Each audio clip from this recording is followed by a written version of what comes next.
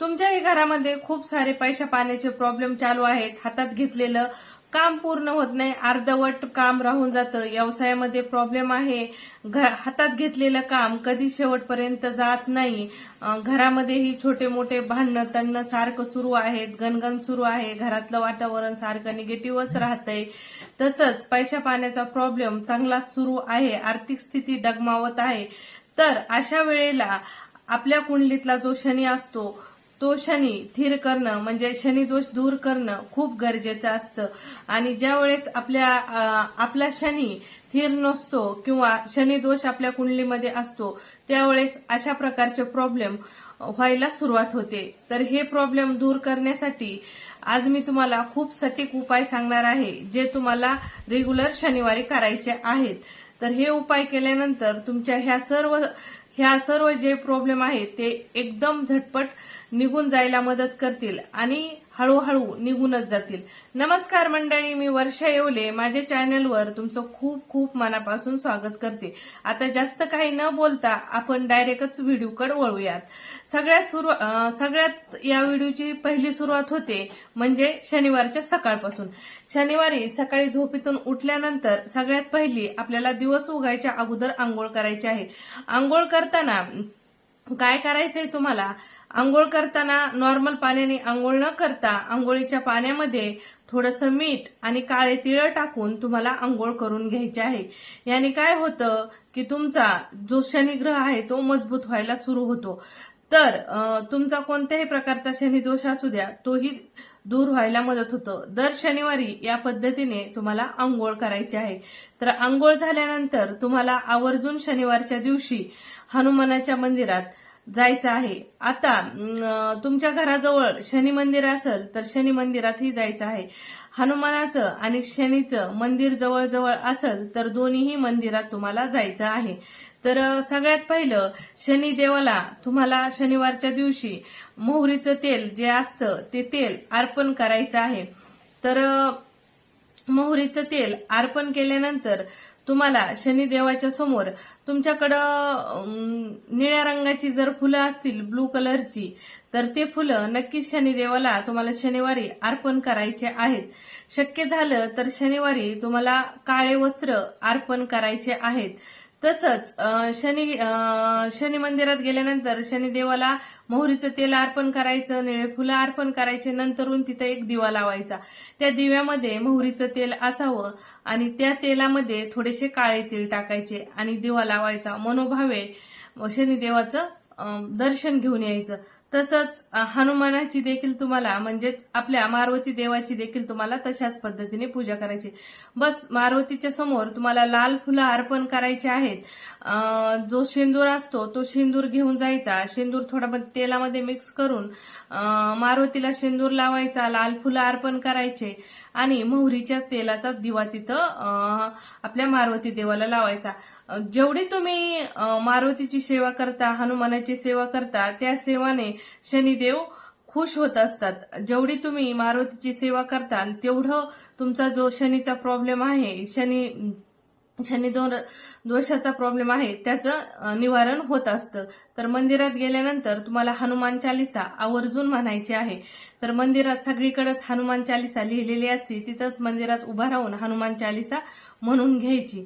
आणि या पद्धतीने शनिवारी तुम्हाला रेग्युलर मंदिरात जायचंय आणि अशा पद्धतीने तुम्हाला मंदिरामध्ये पूजा करायची आहे.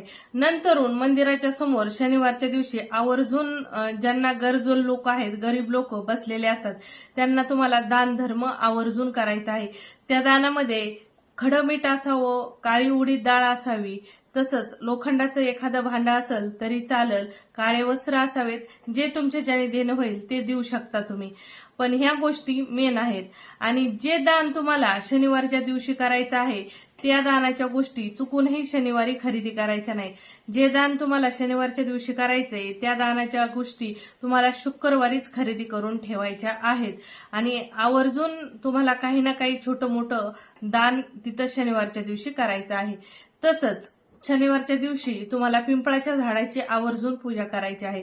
पिंपळाच्या झाडाला तुम्हाला आवर्जून जल चढवायचं आहे. जल चढवताना त्या पाण्यामध्ये थोडेसे काळे तीळ टाकायचे आणि ते पाणी पिंपळाच्या झाडाला टाकून घ्यायचं. 7 प्रदक्षिणा घालायच्या, हळदी कुंकू लावायचं आणि पिंपळाच्या झाडालाही मोहरीच्या तेलाचा दिवा लावायचा. तेलामध्ये थोडेसे काळे तीळ टाकायचे, दिवा लावायचा आणि मनोभावे दर्शन घ्यायचं.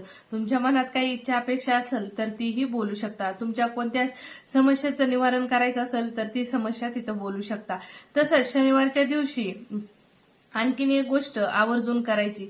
काळं कुत्र, कवळे आणि मुंग्याला तुम्हाला आवर्जून खाऊ खाऊ घालायचं आहे. काळ्या कुत्र्याला तेल लावलेली भाकरी पोळी तुम्हाला आवर्जून द्यायची आहे. कवळ्यालाही तेल लावलेली भाकरी पोळी टाकायची आहे खाण्यासाठी. आणि तुमच्या समोर, घराच्या समोर कुठं गार्डन वगैरे असेल तर तिथं भाकरी थोडीशी तुम्हाला चुरगळून टाकायची, की चुरगळून टाकली तिथं मुंग्या जमा होतात. काळ्या मुंग्यालाही तुम्हाला दान आवश्यक करायचं आहे. तसंच शनिवारच्या दिवशी चुकूनही या गोष्टी करायच्या नाहीत, जे म्हणजे केस कापणं, दाढी करणं आणि नख काढणं. याने दारिद्र्यता येते, गरिबी येते आणि शनी दोष आणखीन जास्त वाढला जातो. तर म्हणून या गोष्टी शनिवारच्या दिवशी करायच्याच नाही. तसंच कोणत्या गोष्टी आवर्जून शनिवारी कोणत्या गोष्टीची खरेदी आवर्जून शनिवारी करायची नाही. मीठ आणि कात्री चुकूनही घरात शनिवारी खरेदी करायची नाही. मीठ खरेदी केल्यानंतर घरातली जे निगेटिव्हिटी असते ना ती वाढते.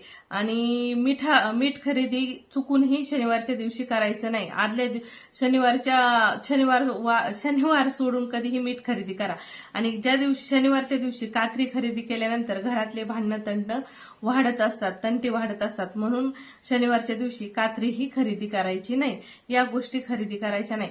आणि तसंच शनिवारच्या दिवशी तुम्ही शनिवारचा उपास करू शकला तर आणखीनच भारी. शनिवारचा उपास करणं शनी दोषाला निवारण होण्यासाठी खूप मदत करतं. तसंच तुम्हाला शनी मंदिरात गेल्यानंतर मंत्र जाप करायचा 108 वेळेस. तुमच्याकडे वेळ असेल तर नक्की करा. ओम शय शनाशाय नमः, ओम शय शनाशाय नमः या मंत्राचा 108 वेळेस जप करायचा आहे.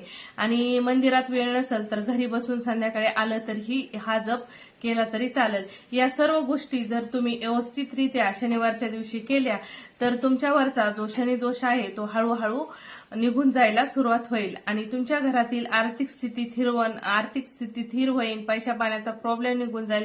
आणलेले कामं पूर्ण होतील, हातात घेतलेली कामं पूर्ण होतील.